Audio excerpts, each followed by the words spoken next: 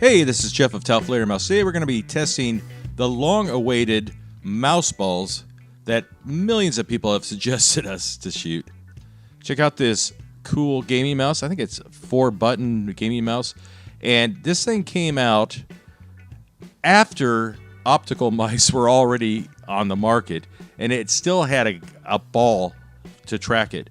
It wasn't very ergonomic, but it was just obsolete by the time it hit the market. Now, the problem with using a mouse ball as a projectile for a 12 gauge is it just doesn't fit. It's way too big. Over the years, I've had to explain that over and over again. Oh, and if you're still using a ball mouse, you can get replacement balls for it still. Who would still use a ball mouse today? Well, I never thought we'd ever shoot a mouse ball, but along comes Evan Perry of Texas, the diabolical dude, and he sent us some mouse ball slugs that he calls the Taofledermouse.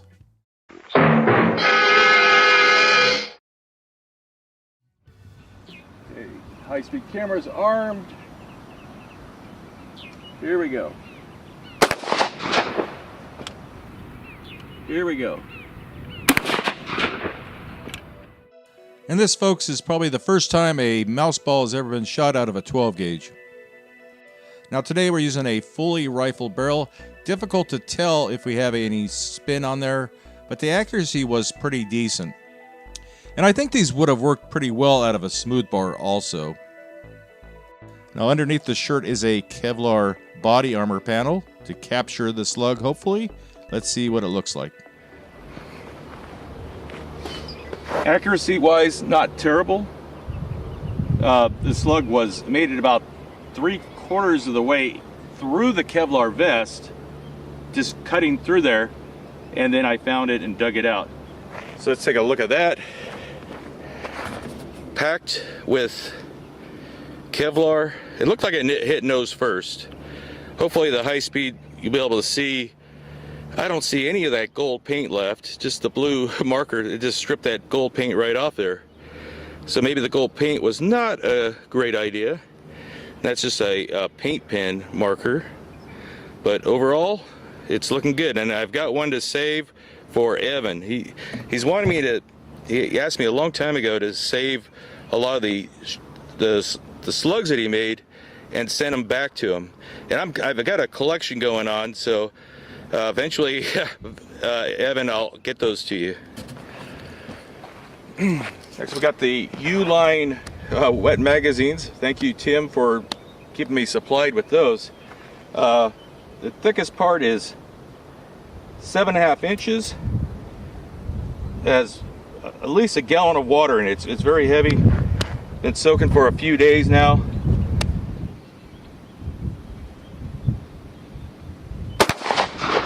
Oh, it easily went through. Very impressive.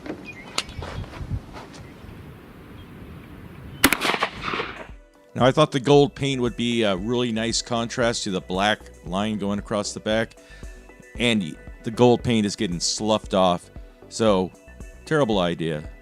But great penetration with the Taofledermouse ball slug.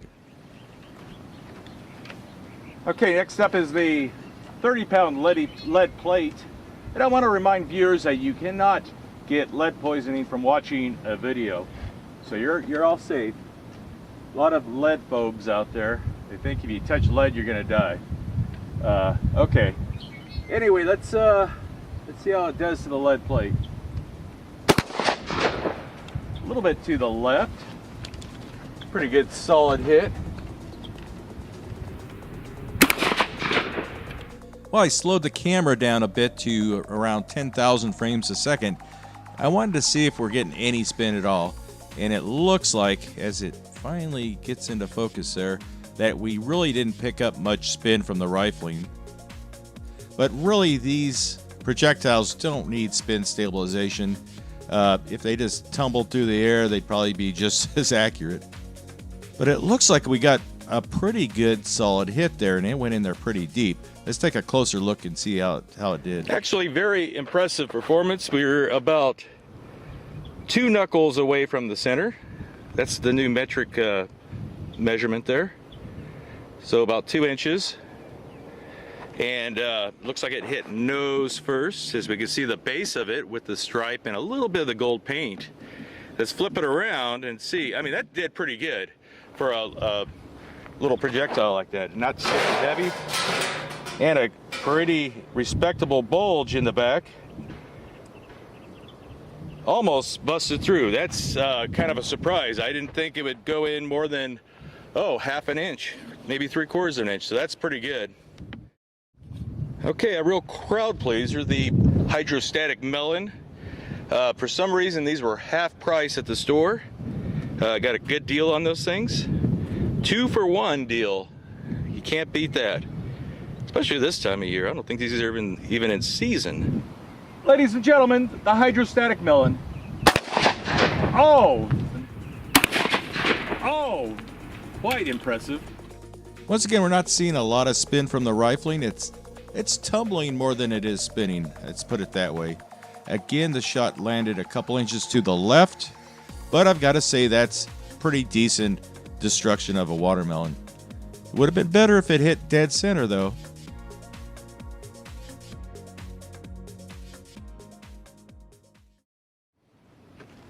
Next up are the tactical ballistic bricks. And I'm sure there's going to be some people in the comment section saying those are not bricks, especially from bricklayers. It's probably better known as pavers, maybe? I don't know. They're made out of concrete instead of brick material. Whatever bricks are made out of. Clay.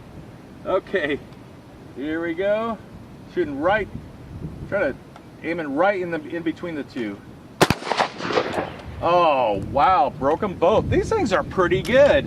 The mouse ball, I was very curious about these things for a long time. So many people wanted to see us shoot mouse balls, and Evan was Johnny on the spot and made them for us. Thank you, Evan. We got a nice centered shot on this one. It pretty much landed where I was aiming, right between the two, or just a little tiny bit to the left. But this is for the guy in the last video who was upset that I didn't shoot a hard target. So I do read your comments, and I do listen and take your suggestions. So I shot a hard target, and it did a pretty good number on that brick, I must say. Next up, we have the ballistic gummy bear. I'm aiming about, an inch to the right. I noticed that some of the last couple have been to the left a little bit. Let's see if that was a smart idea or not, or just if it's smarter to just point blank it and hope for the best. All right, los. Woo! Wow, I think that paid off. Table sure didn't like that. Los. It looks like my aim adjustment helped a little bit, kept it more centered, I guess. Still a little bit high, but here's the interesting thing. I'll zoom in here. That slug must have hit nose first, and these things have a little hole going through it, and it actually cored out a little gummy worm that shot out the front. Isn't that cool? I just noticed that editing right now. Isn't that wild? We've got the world famous, notorious Taofleder head. Only one on the YouTube. Only one on YouTube. Okay, let's see if we could hit the juicy core in the center on the first try. Let's hope. Come on. Oh, not bad. Oh, not bad. Not great, but I'm happy to get it on the first try. Now, last week it took me 3 shots before I hit that water bottle in the center of that head. But I'm really happy to hit that dang thing on the first shot this time. Now we can see spinning near the top and to the left there is the wad, the shot cup and wad and everything. It's very mangled up, and that's probably why we're not getting the right spin and all that. But despite that, these things have been pretty accurate, and I'm pleased with the performance of them. I was thinking because they're rather light for a slug, you know, 0.8 ounces or so, wouldn't be very effective as far as penetration or damage or anything. But they really did surprise me, and really happy with today's test. Oh, and while I have you here, next week, Brianna should be shooting with me. So none of this shooting by myself nonsense that we've been doing every once in a while. So it's going to be nice to have her back. She has 2 kids now, and her spare time is very limited. So it's going to be a real pleasure to see her out again.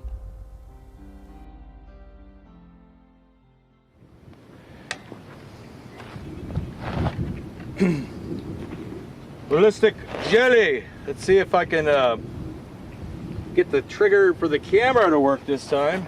It seems to be behaving today. Let's see how she does on the Clear Ballistics 16-inch FBI ballistic gel block. Whew, that's a...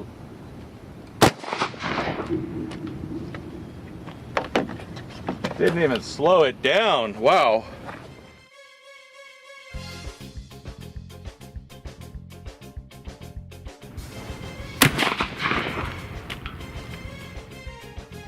Now, a lot of people ask me, what is the point of the doll? That is so I have something to focus the camera on. And we started doing that a while back, and then we decided, hey, just leave it on there, because it kind of shows you how much energy the expanding gel block has. It expands really fast, and in real time, you can't even see it. But anyway, let's talk about the mouse ball. It just went right through that block without even slowing down. And that's kind of typical with a projectile that is a solid spherical shape, like a ball bearing or ball bearing ball, or whatever you want to call it. So anyway, let's take a look at the block now.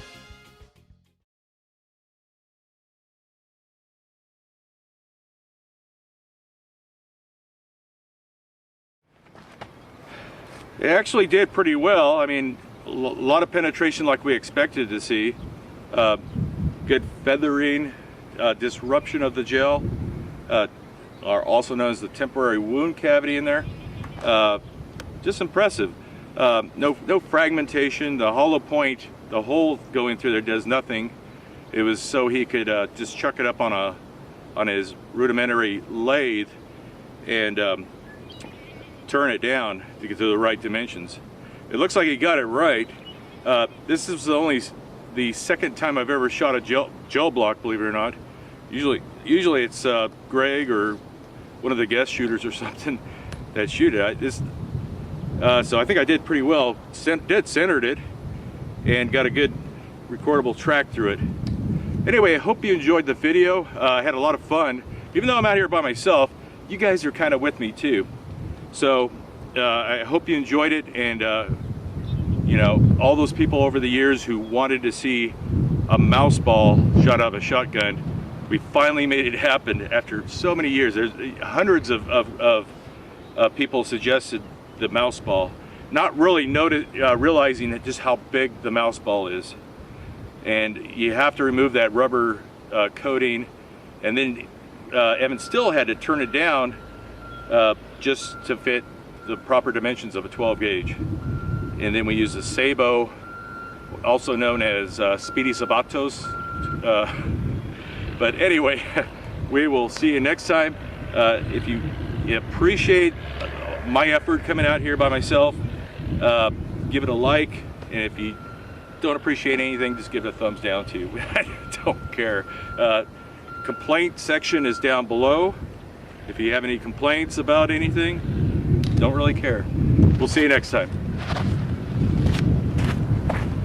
Looks like the trigger worked well in this episode. Speaking of computer mice, some people might recognize this hunk of crap, the Ragnar or something like that. It's supposed to be it's an optical mouse that's supposed to simulate like the grip of a gun, and it sounds in theory like it would work really well, but you'll quickly put this thing in the closet because a regular mouse is just a lot more ergodynamic, because you have that fine finger, control and everything that you need for first-person shooters or anything, even like War Thunder. I play a lot of War Thunder. Now, this isn't an advertisement for War Thunder or anything like that, but it is a fun game and it's free. And I'm not being paid to tell you this. I don't have any friends that play this game with me. I just go on there solo and have a blast.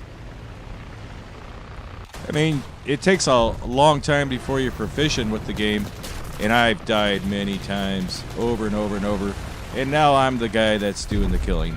And this thing, I decided, you know what? It's got some switches in it, and we'll use it as a trigger device for the high-speed camera, and it works okay for that. So anyway, don't buy the Ragnar gaming mouse. It's as bad as that one I showed you at the beginning of the video, just ergonomically bad. And you want the best ergodynamics when you're playing any computer game that requires dexterity. I've been a gamer for a long time. In fact, a lot of people ask me about what does Taofledermouse mean. Well, we had a clan a long time ago playing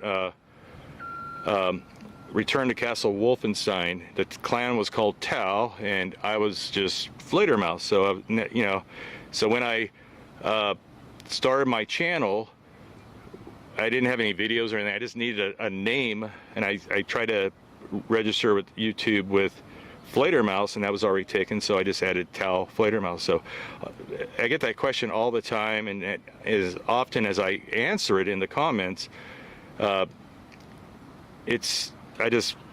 people ask that all the time, and I just need to clarify that for everybody.